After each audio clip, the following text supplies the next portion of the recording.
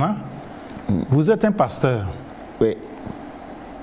À partir de quel moment vous avez eu cette vision d'être pasteur dans votre âge adulte? Ou bien c'est de père en fils?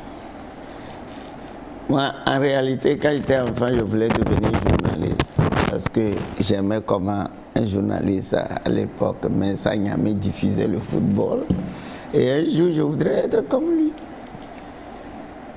Et puis j'ai développé des talents littéraires à l'école, j'étais très bon en français et tout le monde disait que j'étais littéraire. J'écrivais à un âge très tôt les poèmes. Pour la petite histoire, en première année à l'université, j'ai gagné même le premier prix de la poésie. J'ai beaucoup de poèmes dans mon actif. Donc ça, c'est les dons et talents à moi. Je n'ai jamais pensé devenir pasteur.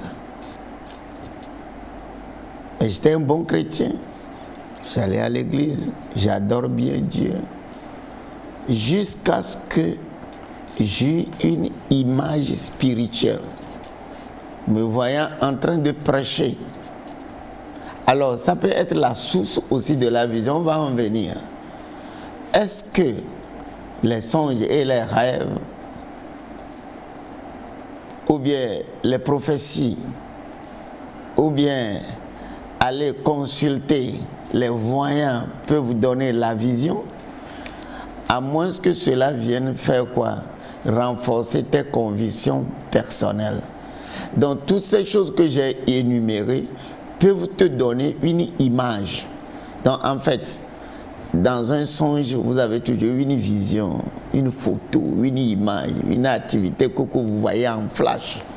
Maintenant, là, ça vous permet de ramener cela dans le mental.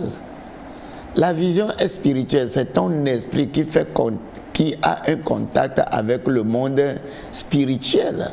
Maintenant, quel que soit le cas, que vous soyez un grand pasteur, que vous soyez un petit pasteur, que vous voulez devenir imam ou pas, quand vous voyez ça spirituellement, il faut toujours ramener cela dans le mental et se faire un objectif.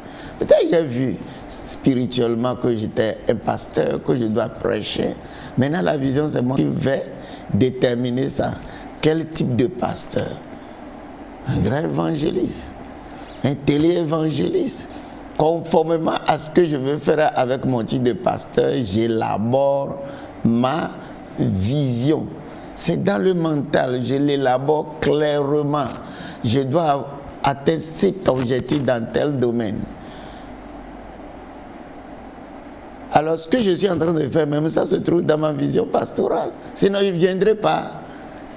Je suis en train d'impacter un jeune quelque part pour qu'il connaisse ses potentialités.